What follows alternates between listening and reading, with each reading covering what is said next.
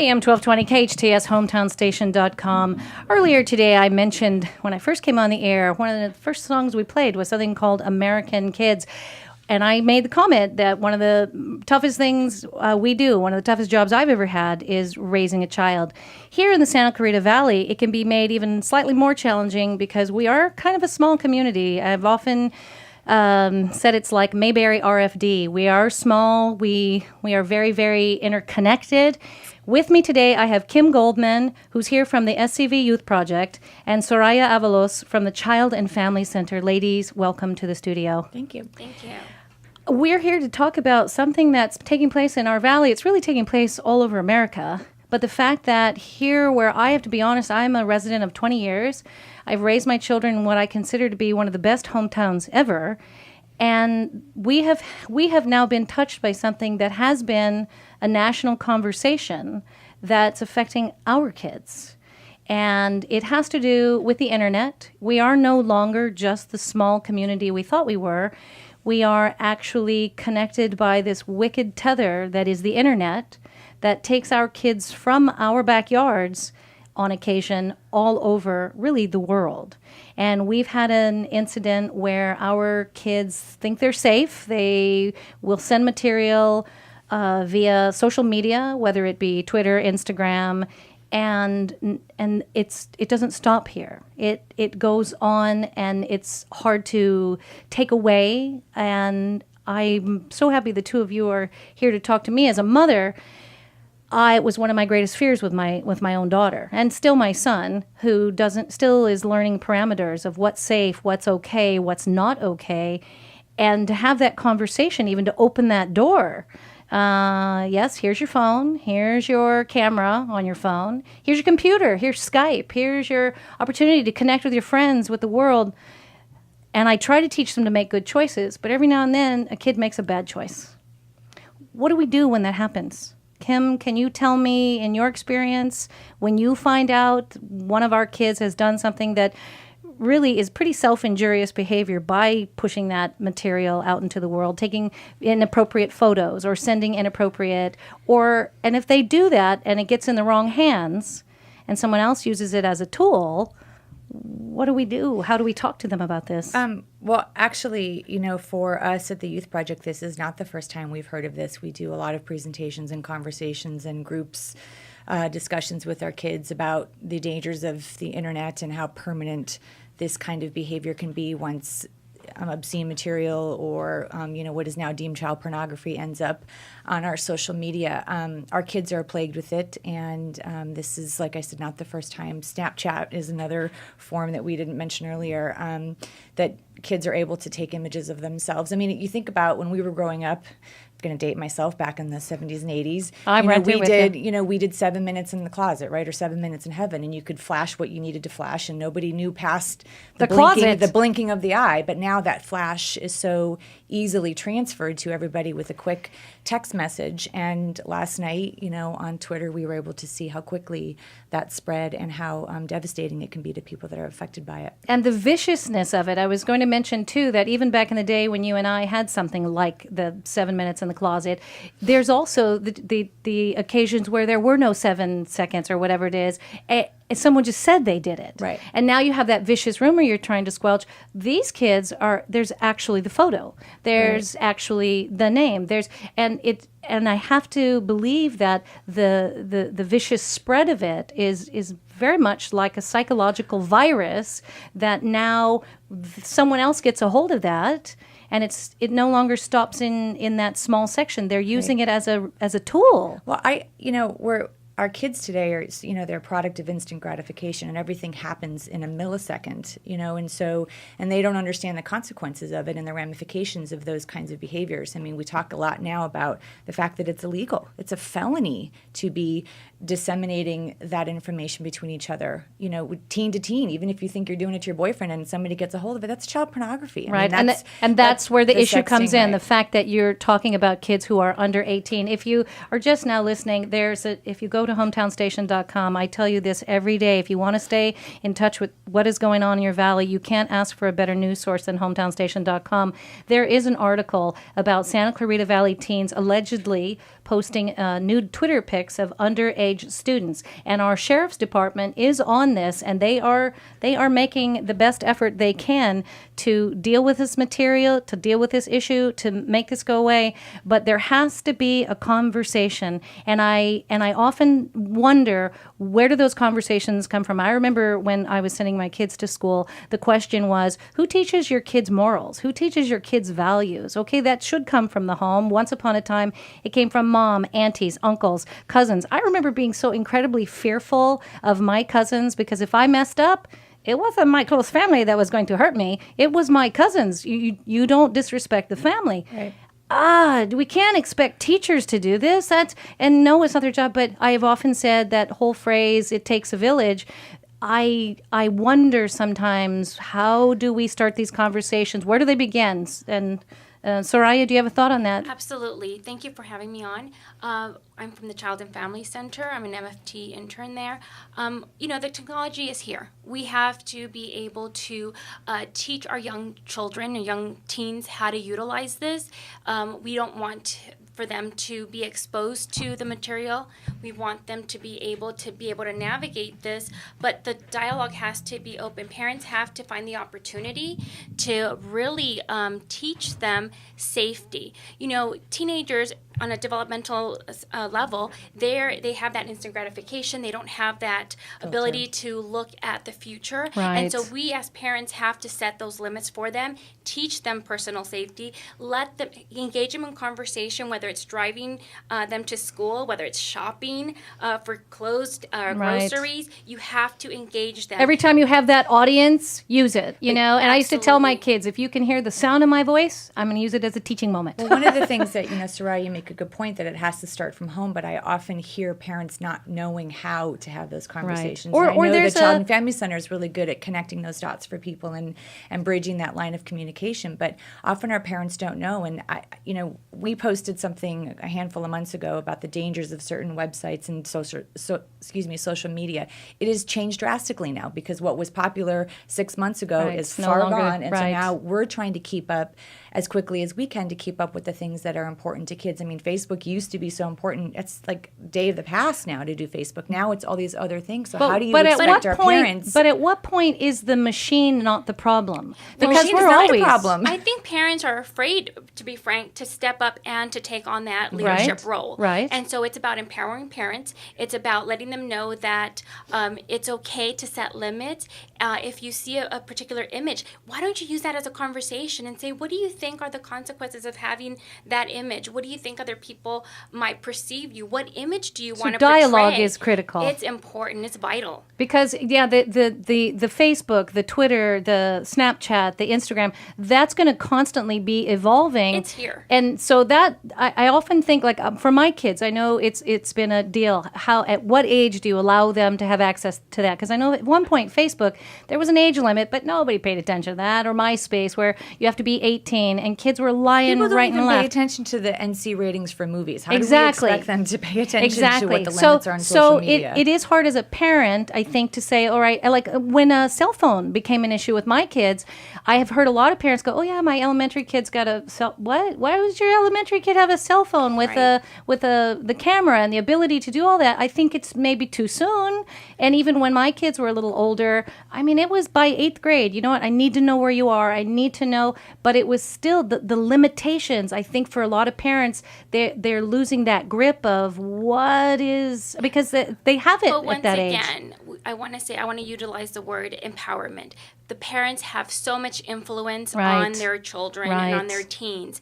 And if you're able to really say, okay, you have access to this phone, these are the rules, with it comes great responsibility. Absolutely. Great responsibility and great boundaries. And I know I hear from a lot of parents their fear of, enforcing boundaries and not being cool. Right. Yeah. And you want to be, the friend to your kid. And I've said this ad nauseum, that it's not your job to be their friend. You have to tell them you have friends. That's your Right. when My you go to job school, is to right? put boundaries. And, I this is my soapbox about this too, that I was watching the Twitter feed go down last night on this, and I was watching so many kids engaging in like the cheering on component of what was happening online. So where is the empowerment there? I mean, these may not have been the kids that were sending in their pictures, but they were like hooting and hollering about what was coming, and they couldn't wait for the next picture, and they couldn't wait to be following. It's the Christians and the Lions. And it has to do with their mob mentality. Exactly. And also that instant gratification and what's next and that anticipation.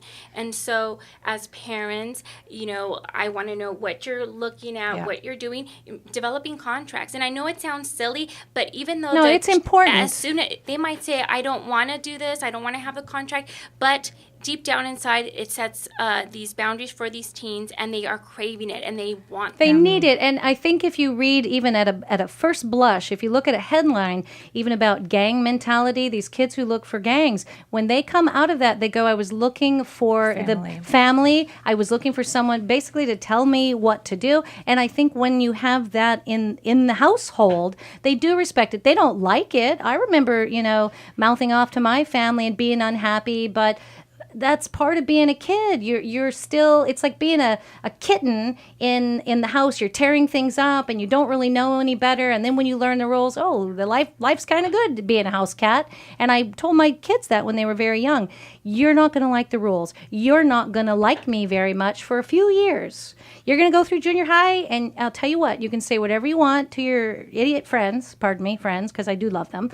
You can write in a journal whatever you want about me, but I'm going to ask you really nicely not to say it to my face, because I'm doing the best I can, and there needs to be respect. But you're not going to like my rules, and you're not going to but you're not even developmentally, formed until you're about 21, that frontal cortex. Correct. They say 24 now, don't they? 24. Oh, yeah. It's increased, yeah. And I feel like the more as parents, I think education is important for us too, to be able to say, yeah, you're not going to like it. And that think empowerment. Besides the education, it has to be a collective mentality as a community, as a partnership of parents and community leaders and educators, that we are going to wrap our arms around these kids that are just looking for attention, whatever it is that they're looking for, that they can look inward and they can look back into the home to find those things, as opposed to resorting to this kind of behavior, because it's devastating and damaging, and the long-term effects of it are psychological. I have young people that are coming in with anxiety, with depression, and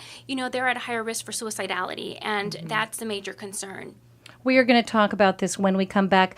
We're going to take a quick break. Again, this is Kim Goldman with the SCV Youth Project and Soraya Avalos with the Child and Family Center, discussing what's going on with kids in our valley right now and some of the social media behavior that has gotten some kids in some pretty hot water. AM 1220 KHTS HometownsStation.com. Good afternoon. I am T here with you, and I am here today talking with Kim Goldman of the SCV Youth Project and Soraya Avalos of the Child and Family Center. The reason we have these ladies in today to speak to us as professionals, if you go to HometownsStation.com, I tell you that you should go to HometownsStation.com for everything there is to know about your valley. There's something very disturbing that, we've talked about consciously as a nation. We've been aware of this, but now it's in our own backyard. And I want to read to you exactly what the headline says. Santa Clarita Valley teens allegedly post nude pictures of underage students. And our local sheriff's department officials are investigating Twitter accounts posting these photos, reportedly of Santa Clarita Valley high school boys and girls. As a mother who moved to the Santa Clarita Valley because this is truly the most awesome hometown ever. I am so grateful to have raised my kids here, because I do refer to Santa Clarita as Mayberry RFD. And when my kids were growing up, we didn't quite have things like Twitter, Instagram, Snapchat, and all of the things that are happening now. And it was hard enough to raise a daughter in the valley where there was a reason the movie Mean Girls was made. There was a reason Queen Bees and Wannabes, the book, was written. There is a spirit that happens during a particular developmental time period in a young person's life where you're sort of treading water and fighting for your life to find your footing, to find out who you are, to find your place in a community, to find your place in a tribe. And it's difficult enough as it is to now have something like this where these kids, and it doesn't stop at the borders of Santa Clarita City. It doesn't stop there. These photos are far-reaching into the internet, the ether, as we all know. And now, let me ask you a question, Kim and Soraya. Let's say my kid is still in high school, and let's say she comes home to me and she says, "Mom, I'm sick to my stomach." Because even if it's not your kid is going to know a kid who knows a kid who knows a kid. That's the way the network works. What do I do as a parent when my kid comes home and says, I'm sick, my best friend, Mary has these pictures and she thought she trusted her boyfriend? That's the first mistake. Well, it's not a mistake to trust. I don't think it's a mistake to trust, but it's a mistake to trust someone at an early age with your body, with your private self. I do think it's a mistake because they're not old enough. These are underage girls. There comes a point where you're responsible. I think they're I don't know. I mean, Well, go ahead, I think that's a Soraya. great opportunity. The fact that she did come to you, and so you put everything aside and you engage her in dialogue. And you don't criticize, but you use this as an opportunity to teach. Right. And to really get her thinking about the long-term consequence. You normalize it. Yes, that's unfair that this happened to your friend. And you don't want to criticize, and you want to empower her and like help her to think ahead. And there are resources at the Child and Family Center. If we have workshops, we have individual counseling. You can contact us at 259-9439. We have a crisis line because some of these young people, they can't regulate themselves. They become so distressed that they become suicidal. So we have, a crisis center that they can come in, they can get the support that they need. And if parents are struggling with being able to communicate with their young people, definitely come and seek our services so that you can begin to learn how to engage them in dialogue. How can we lead those kids to help their friends who this maybe happened to? Well, how do they, like bullying, The reason that the Youth Project found out about this is because we had that situation exactly happen. A young girl was violated on this Twitter page last night. Her best friend knew about it. Best friend told mom. Mom called the Youth Project. And so we were very grateful that the middle person was willing to talk to mom and dad about it and to expose what was happening and confided in them, which is not entirely typical because mom and dad don't often either have the ability to filter, and they get very panicked and they shut it down. And Sure. so Your brain stops working in that kind of because panic. what's going on in your head, you're panicking as an adult and as a parent and the dangers, and you want to just protect and you want to get upset. And, I always say that what's happening in your head can't be what your outside face is. So inside, freak out and panic and go through all that dialogue. But on your Right. outside face, You you say can't do exactly that. what Soraya did. You're calm, Right. you normalize it, you validate their courage for coming to you, because the second That is a big thing, by the way, because the to go second and that talk to you your make parents. it an issue and you yell at them or berate them, they've shut down and they will not And they come don't to wanna you come again. back. So we have to keep creating those safe environments and those safe havens for kids to be able to come and talk and know that it is going to be scary, and wow, that's really frightening, and let's put our head together and make sure we connect that other child with the appropriate resources like Soraya and the Child and Family Center, the Youth Project. We're on every campus doing very similar work. So there are incredible resources in this valley. It's one reason why I love being here and raising my son here for that same reason. Okay, so we're on summer vacation, so we don't have school to deal with tomorrow morning, but my kid, I've normalized it now, and I've said, all right, you know what? Thank you for telling me that. Wow, that totally sucks, and this is a terrible situation, and let's talk about that. And let me ask you a question: are you at all involved in this? Have you ever done anything? Because if you have, even though my gut reaction is that it's a mistake, I'm going to be honest with you. All right, now I'm talking to my kid. I'm not going to use the word mistake because it was an error in judgment. It was a moment of passion. Okay, let's make sure you're not that person who's involved. Okay. But now let's say my daughter, this kid has this picture, this has happened, and there's an event, whether it's a church event or it's a dance or they're going ice skating. How do we get that girl back in the community? See, before I get to the community event, I'm going to sit down with my child and I'm going to ask them, how are you feeling? Where are you at mentally, emotionally? What possessed you to want to engage in this type of behavior? You want to talk about their self-respect, their body image, their self-worth, re-engage them in believing in themselves, and again, going back inward and reconnecting them to what's important with their morals, with their spirituality, with their leadership in their home, in their valley.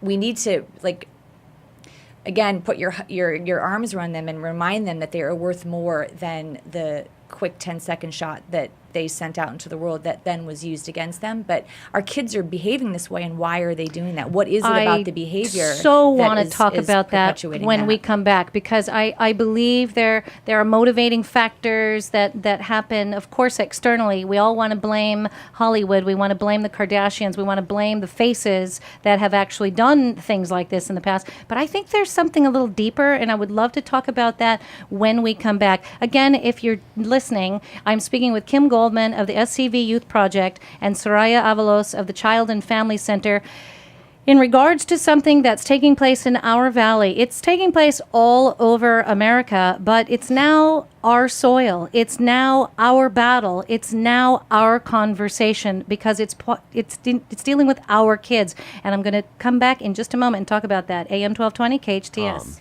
AM 1220 KHTS, hometownstation.com. Again, I'm speaking with Kim Goldman of the SCV Youth Project and Soraya Avalos of Child and Family Center here in our valley about something that's happening with our kids, our young people, our daughters, our sisters. The people that we love most are involved in a situation. Our sheriffs are currently investigating Twitter accounts that have allegedly posted inappropriate pictures of Santa Clarita Valley high school boys and girls. Now, we've talked about some of the things that are critically important, where we empower our kids, we open the lines of communication, we give them a safe place to talk. I would like to talk a little bit to the two of you about what you think the motivation is for this. And I mean, you can't throw a rock without people uttering the name Kim Kardashian when it comes to bad behavior. This is a young lady who made an error, again, not a mistake, but in a moment of passion, I believe an error in judgment when you allow someone to capture you. The Native Americans used to say you captured their soul when you took their photo. I'm thinking maybe we need to bring that back into play, because when you capture someone at truly one of their most vulnerable moments, and then you let them have that power, you've really let go a piece of your soul. Well, just to be clear, though, Kim Kardashian, that wasn't an error in judgment. No. She purposefully filmed herself having sex and then sold it. No, so, because it's not the same. No, it isn't the same. But kids, they did set a precedent, and kids do copy that behavior. Yes. But whether she did it knowingly or not, she allowed someone to have that power of her in a very vulnerable moment. And I feel that we often don't open the line of dialogue with our kids and say, you know what, just you might not want to engage in that kind of behavior. They just had a full movie with Jason Segel and Cameron Diaz, where it was all about, oh, hey, we're going to do this. This is really fun. We're consenting adults. Oh, ha, ha, ha. And then it got in the hands of everyone they love. I think it's an error in judgment to ever do it willingly in the moment of passion. I just think it's wrong. And I'm not a big prude, but I feel like our kids are being sort of given the message, yes, in the media, that, ooh, this is okay to do. But I have to tell you, I remember being a young woman, and I remember finding out that my sensuality was a tool. I absolutely remember that moment. Right, and what happens with young teenagers, they're exploring their body, and only because it worked doesn't mean that they have to utilize it. As parents, we really have to, again, really provide them with that education, letting them know that there's other ways to show that you care. There's other ways of showcasing your talent. Young people, they thrive on that, gratification. How many likes am I going to get on this picture? Am I going to get more likes than my friend? And it's all visual, and it's all about... It's all about the now. Right. And so... that's in development. So let's steer their direction in somewhere else.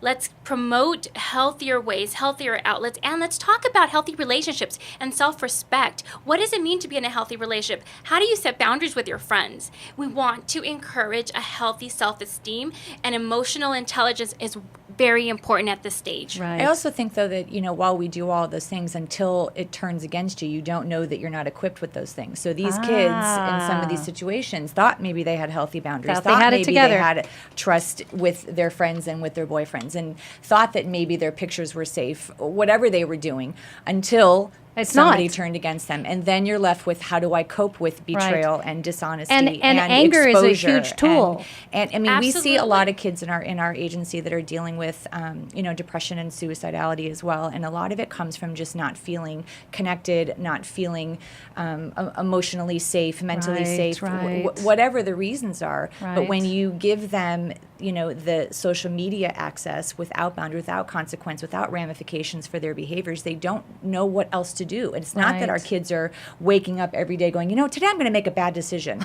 These are typically very good kids that don't know what's going to happen should they Right. go down this path. Right. And so you can't always forecast exactly what's going to happen, because sometimes there might be a boyfriend or a girlfriend that kept that sacred and kept that relationship sacred. That happens too. And to I don't the want to not attention, celebrate that. I think the attention, they know, they go out Right. making that decision thinking they're going to get some kind of attention for it. And there are a lot of young and they people. don't realize it's negative attention. bad They don't attention. realize that it's permanent. That's the Right. one thing that us growing up in a different generation don't realize, that this behavior is permanent. These pictures, This these will images, follow this you is all the days of your life. As an employer, when I'm looking to hire somebody, I'm Googling now. And when I see that you're sending pictures of yourself to websites, I'm not going to hire you. Right. I'm Okay, I'm but embellishing, but I'm But my now point is- here we have the revenge factor, where it's not your kid or your young person posting that photo. It is someone else posting That's that against the photo. law. And I think that's a really big message we need to get across, that, if, let's say, John breaks up with Mary, and now he gets that photo and he's going to send it to all his friends as a revenge thing, and I'm the cool guy, and look at me. Someone else gets mad at him, her new boyfriend, they send that picture somewhere else, and it goes on and it goes on. And as an employer, you are going to find that photo.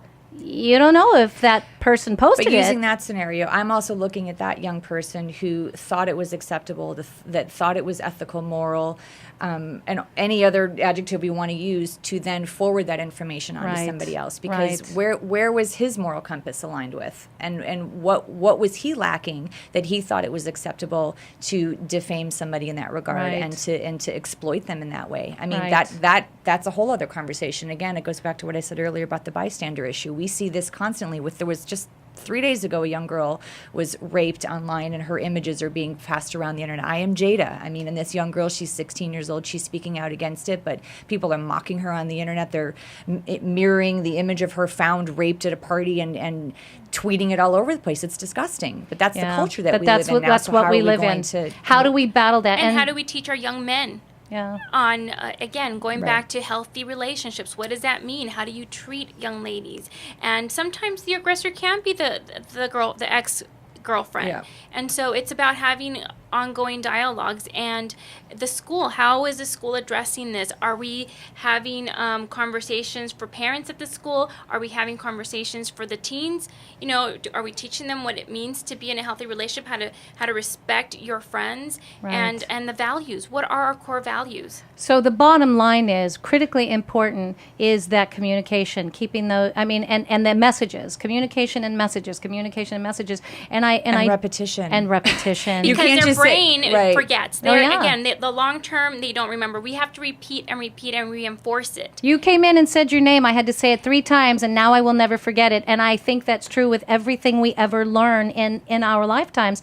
And I am very curious, again, how do we build the team around that girl? How do we build up the community at the community level?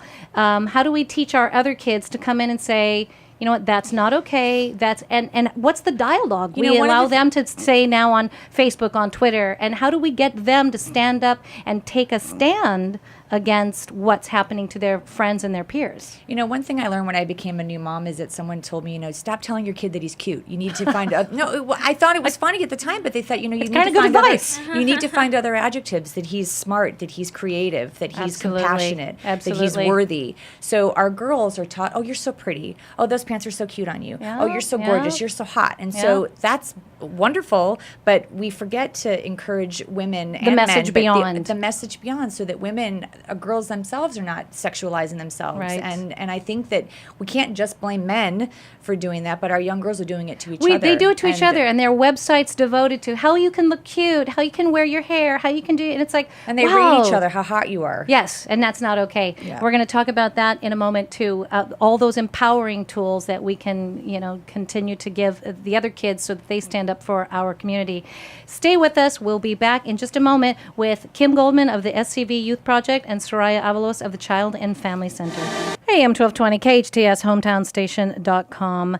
There's a reason we are Hometown Station. We are a very tight-knit community. I have, for 20 years, lived here, raised my family. I often say to both of my kids, you are so lucky that Santa Clarita is your hometown. You're going to grow up, and you might not realize it yet because being a teenager totally sucks sometimes because it is a very difficult time of life. Not going to lie, it's complicated, it's difficult. I remember having nightmares really, truly, till I was about 21, 22 years old because life was very difficult to kind of navigate. And I was grateful that I had not just my parents, because my parents in some ways, they were there, they weren't there, but I leaned very heavily on neighbors and, spiritual leaders, educational leaders who were like second members of family to me. However, there's something going on in our community now that just, I can't help but tell you, it breaks my heart because while this has been in our consciousness as a nation, and it has been an ongoing conversation here in America, it is now in our backyard. And I'm going to read this headline. I tell you every day you should go to hometownstation.com to stay in touch with your valley and know what is going on. This one is particularly disturbing. Today's headline says, Santa Clarita teens allegedly post nude Twitter pics of underage students. Now, our Sheriff's Department officials are investigating Twitter accounts about these reported photos of Santa Clarita Valley high school boys and girls.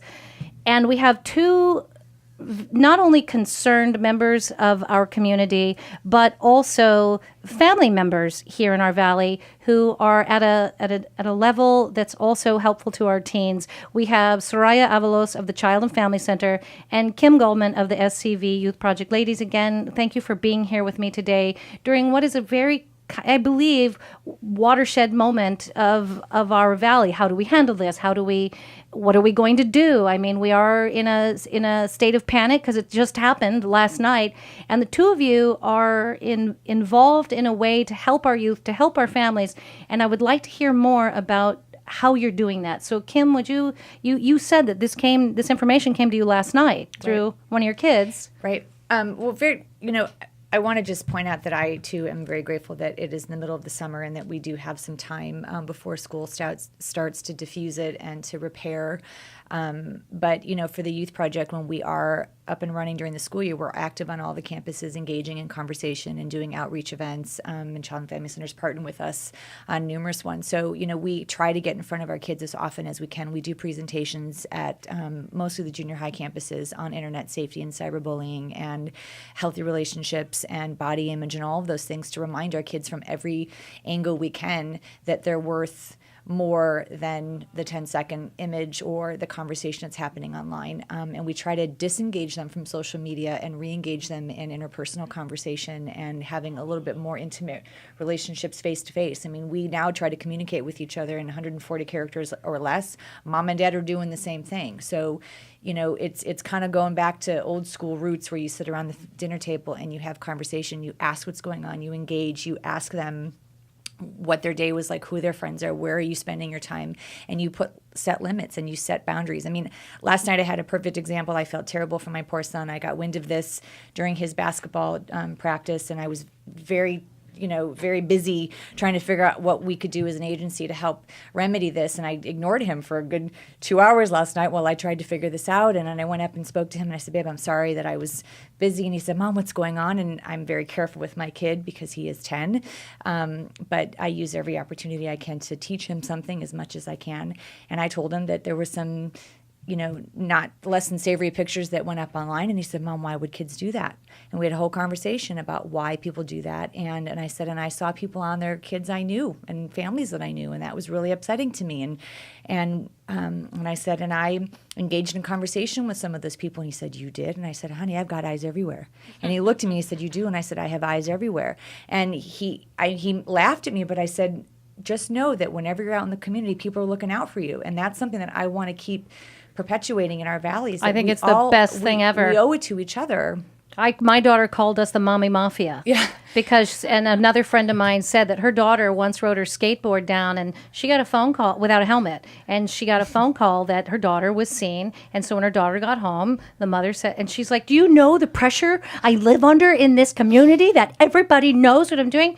One of the best kids ever, by the way. She's now going to be 22, and she needed that. They all need that. Well, they need to know that they have advocates wherever they are, that no matter where they are, they know that they have someone safe that they can turn to. And any of the work that we do on campus, we always leave a room making sure that a child knows he's got one person that he can call upon, even if it's not mom and dad. We always leave saying, do you have someone in your support circle that you trust that you can confide in? If it's not it's not the Child and Family Center, if it's not your teacher. Right. And I never want to leave them feeling like they don't have somebody. So, we have to be vigilant and we have to be willing, and I say this to my staff, you have to be willing to take the risk of confidentiality and rapport with your child, with a student, if it means keeping them safe and making sure that they know that they are cared for and protected and that someone's advocating for them. Excellent. Soraya, we're going to take a quick break, and when we come back, I want to talk to you about, what you're doing with this particular situation that's affecting our valley right now. Hey, I'm 1220 KHTS, hometownstation.com. I am T here with you all afternoon, bringing you traffic every 10 minutes. And we're here now talking with Kim Goldman of the SCV Youth Project and Soraya Avalos of the Child and Family Center about something that's affecting our valley right now. If you go to hometownstation.com, where I encourage you to go to learn everything there is to know about your valley, we have a very disturbing story that's come out that's the headline says, Santa Clarita Valley teens allegedly post nude Twitter pics of underage students. Our sheriffs are investigating this. They are on top of it.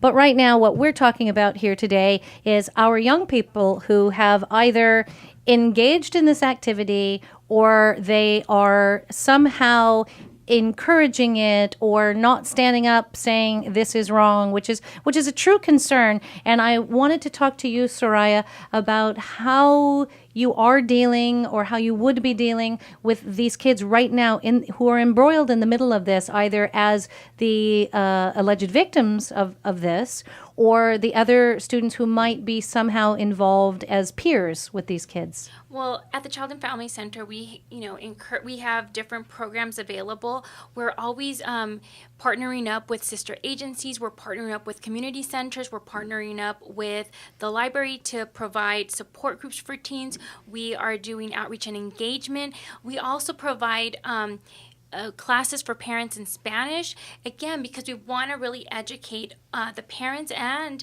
provide the support for the teenagers. We have, like I said, a crisis. The young people can come in and they can be seen.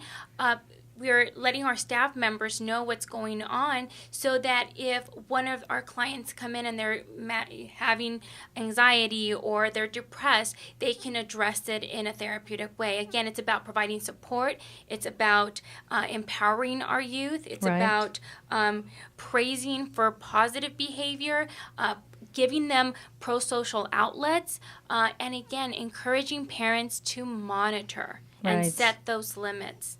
And not belittling it by saying things like, oh my gosh, it'll be fine, it'll blow over, kids are just kids, don't worry about it, it'll be all, it won't make a difference in a couple of days from now.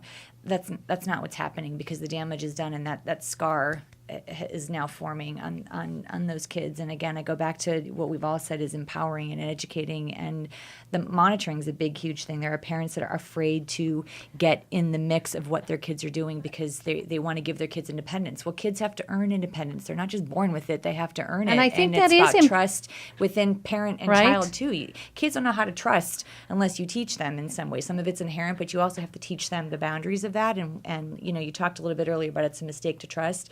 I just want to go back to that because I think that we have to teach our kids in some ways how and encourage them to trust, with asking good questions and being able to decipher who is worthy of our trust. And it goes back to worth again, and it goes back to parenting and being in the home or whoever your parents are, your guardians.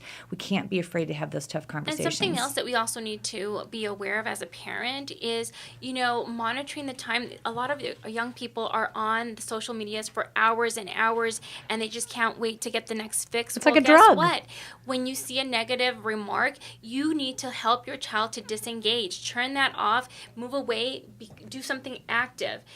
They're on this for hours and hours, and they're being consumed. So we have to find positive outlets for them. My rule in my house: if my son wants to be on the internet, he doesn't have social media. That I have access to everything. That I periodically check. That I have passwords. That everything is CC'd to me. And there are a lot of parents that are afraid again to do that because I need to teach my kid how to do this on their own. I'm like, no, you don't. You don't. I think that's a critical component that we have to, in addition to having the open lines of communication, I think we have to tell parents, you have the right. We need to empower them to say, hey, guess what?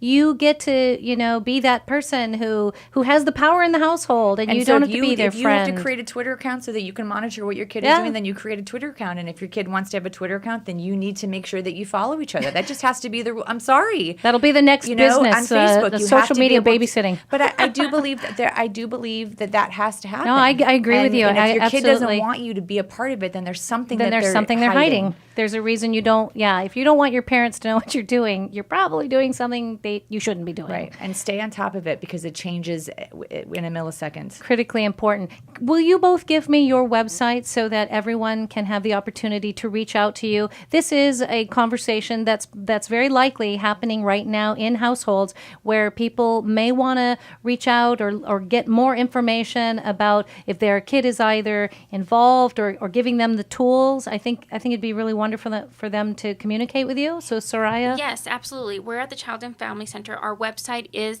childandfamilycenter.org, and you can go and scroll down, and there's lots of workshops that we provide. There's parenting tips there. Wonderful. All of our different support systems, and you can navigate that and access our services. Wonderful. And Kim? The Youth Project is at helpnothassle.org, and our phone number is 257-YOUTH, which is 9688, and we will be active on all the schools come September 2nd, so any student or family that needs extra support can just contact their counselor or us directly. Excellent. I'm so pleased that the two of you came in to talk to me today and to open up the lines of dialogue for other people in the community to now be discussing this and bringing back the power to the family, to the parents, and to the kids to know that they have a voice for good and for standing up against what's happening in our community. Thank you so very, very much for being here.